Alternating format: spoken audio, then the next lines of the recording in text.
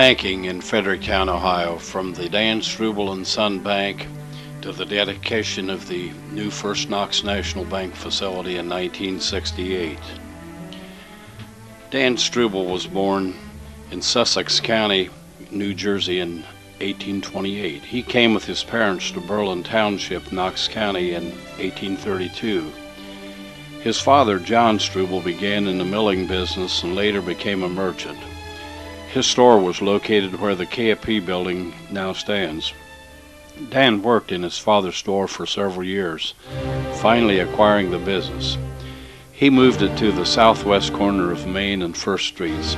In those days, gold coin was a medium of exchange, and his customers asked him to keep money for him quite frequently, which led to the opening of the Dan Struble Bank in 1870. In 1900, his son Ralph entered the business, changing the name to Dan Struble and Son Bankers. Dan Struble died September the 18th, 1912, leaving his son to continue operating the bank until May 13th, 1929. Ralph Struble was a very capable businessman and contributed substantially towards the development of a sound community bank. After the death of Ralph Struble in 1929, the bank was incorporated under the laws of Ohio and was operated as a state bank until its merger with the First Knox National Bank of Mount Vernon, Ohio, on June 28, 1954. According to the available records, the bank presidents from the beginning, or the managers, were Dan Struble, Ralph Struble, Charlie Ackerman, Jones Ackerman, Wendell McCoy, and David Carter. This was up to the dedication of the new First Knox National facility in 1968. Some of the people is, you see Gene Grant. He was the assistant manager of the bank, and that's David Carter, the manager, myself.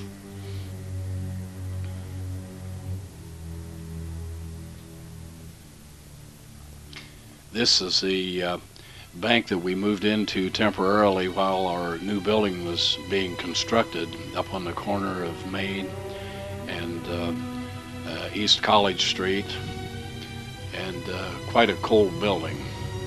That place was awful cold and not real handy, but it worked out pretty well for the period of time that it took to build the new one. It was quite a chore moving. We closed at noon on Saturday and moved everything in, set up for business, and opened on Monday morning. And again, that was quite a chore. But the new building made it all worthwhile. This is Carolyn Doubt, one of our tellers. Belmont Johnson, the very capable custodian. And that's Gene Grant closing the vault door at the end of the day, and Bill Beheeler coming out of the men's room. You had to go through the manager's office to get there. That's Arlene Jones, the secretary. Bob Page, Bill Williams, Bill Beheeler again, Nancy Klein balancing out at the end of the day, Eugene Grant with the customer. This is the front of the building that is going to be torn down, and this is the big crane swinging the ball, beginning to knock the historical building down. It was quite a landmark, but it was outdated and made way for a much nicer structure.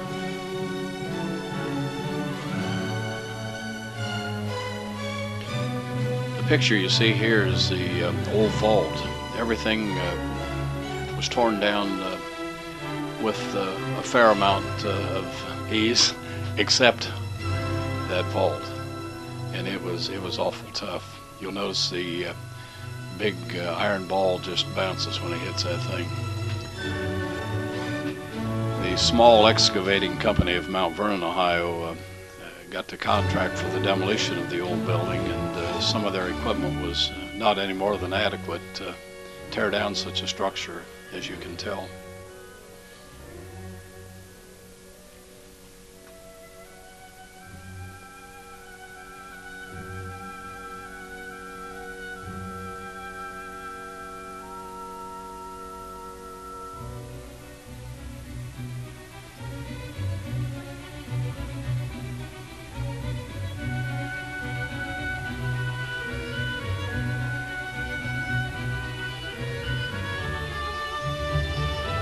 The hole in the ground that you see here is the basement for the new First Knox National Bank building. You'll note that we had a lot of sidewalk engineers that sat there every afternoon and watched the construction and maybe supervised a little bit.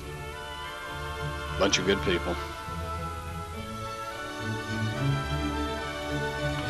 The contractor for this new structure was R.A. Berg Company, construction company out of Mount Vernon, Ohio.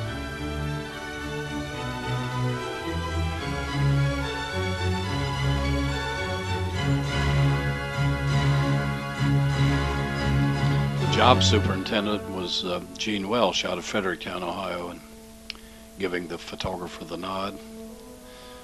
Very capable person, did a fine job.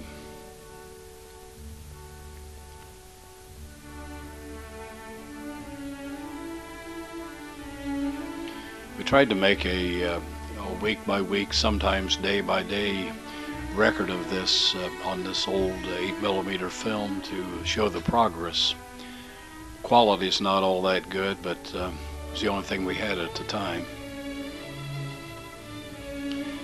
I believe those are the only moving pictures that was made of the new construction.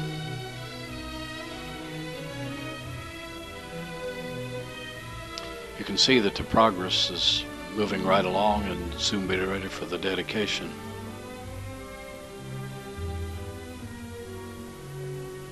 The dedication took place on January the 20th of 1968. Very cold winter day, a lot of snow on the ground and a big crowd, very nice turnout.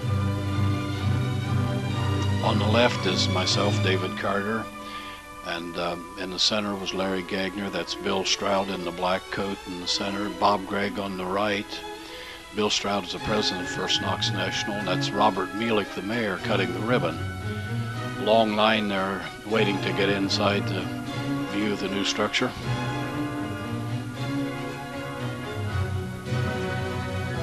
That's Charlie Fink there in the white hair. Charlie had the drugstore in town, the very first customer into the new building. Along with him is Bob Gregg, the director, and that's my mom and dad, Lester and Irene Carter, and myself in the background. Long line, long cold line. This is the interior. Didn't show up real well. Those fluorescent lights didn't help our filming too much. But again, it gives you an idea of what it looks like. Our very first customer was Elizabeth Dove Todd on her horse at the drive-up window making a deposit. That's something quite unusual and maybe hasn't been done since. On the left is Chris Blackburn and his granddad Ed Studer and myself, Jake Carter, on the right. Young Blackburn made the first deposit inside the bank, and you can see he's rather proud of it and fascinated by the figures he sees in that passbook. This is a picture of the old Dan Struble Bank showing the elk heads and moose heads, followed by from the same angle pictures after we had remodeled it in mid-1950s. Made quite a difference. This is these next couple pictures is the staff of the First Knox National Bank at the time of the dedication.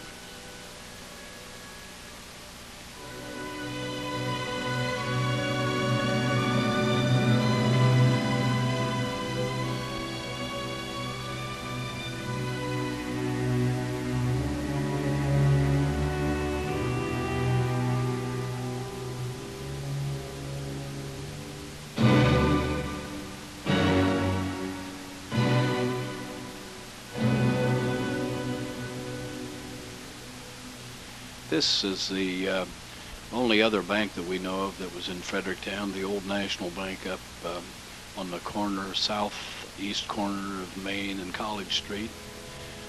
This is the welcome address is given by William A. Stroud, the president of the First Knox National Bank, at the dedication.